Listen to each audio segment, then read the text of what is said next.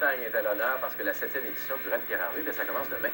Demain matin, 9 h, à partir de Chicoutimi, il y a près de 400 cyclistes qui vont traverser la réserve faunique des Laurentides. Ça représente environ tout près de 300 km pour arriver définitivement dimanche, après 3 étapes, dimanche en après-midi au relais du lac Beauport. Beau temps, mauvais temps? Beau temps, mauvais temps, et on annonce notamment du mauvais temps pour samedi, quasiment assurément. Il faut savoir une chose, le Raid Pierre Harvey, c'est pas une course de vélo de montagne comme les autres. Ça se compare difficilement avec autre chose, avec une autre compétition. Et là, on l'a rapidement constaté ce matin en rencontrant 2 des participants. Il y a un petit peu pas de masochisme, mais je dis qu'en tout cas, on sait qu'on va souffrir. Et croyez-le ou non, mesdames, messieurs, Gérard Roger et son collègue Claude Belzile s'apprêtent à souffrir à nouveau. Respectivement, pour une 5e fois et 3e fois, ils vont participer à l'ultime épreuve en vélo de montagne, le Raid Pierre Harvey. Mon Dieu, à quoi ça ressemble? Je sais pas, parce que j'ai jamais rien fait d'autre qui ressemble au Raid.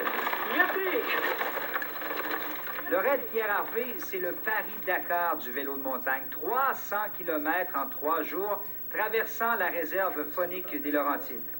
Il paraît que, particulièrement, la première étape là, est vertigineuse. Mais regarde, la première étape, c'est parce qu'on part d'à peu près 25 mètres, puis on monte jusqu'à 1000 mètres la première journée, puis ça, c'est pas rien qu'une côte. Hein. Puis ça finit plus, ça finit plus. Ça ne finit plus et ça fait mal, et non seulement au physique. On vient évidemment le moral à terre, on commence à trouver que c'est dur et que c'est long, que ça finira peut-être jamais. On se demande si on va être capable, effectivement, de rallier l'arrivée. C'est des choses, c'est toutes des questions qui nous passent par la tête. Des scènes de rage, plus de découragement, c'est qu'à un moment donné, il y a des endroits critiques, quelqu'un qui a déjà fait une crevaison, puis qui n'a plus de chambre à air. À un moment donné, moi, j'ai vu un gars, là, en criant des mots que je ne répéterai pas ici, là, tirer son vélo dans le bois, des choses comme ça. Là. Ah non, je passe à la TV.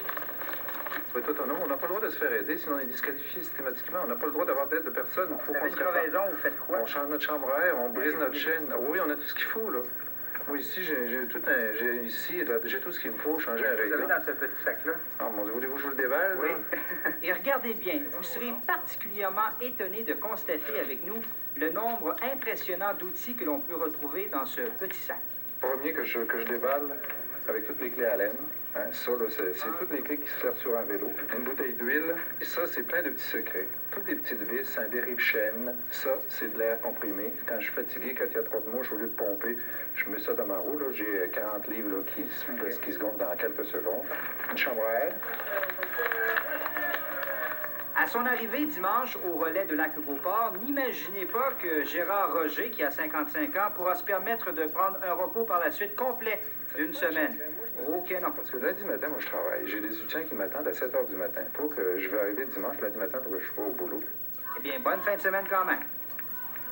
Et on estime que par compétition, il y a environ 5 des participants qui abandonnent pour des problèmes de santé en cours de route ou encore des bris mécaniques. Alors, ça commence demain. On part de Chicoutimi à compter de 9 h. On devrait arriver en milieu d'après-midi à lac Beauport dimanche. Une belle épreuve. Oui.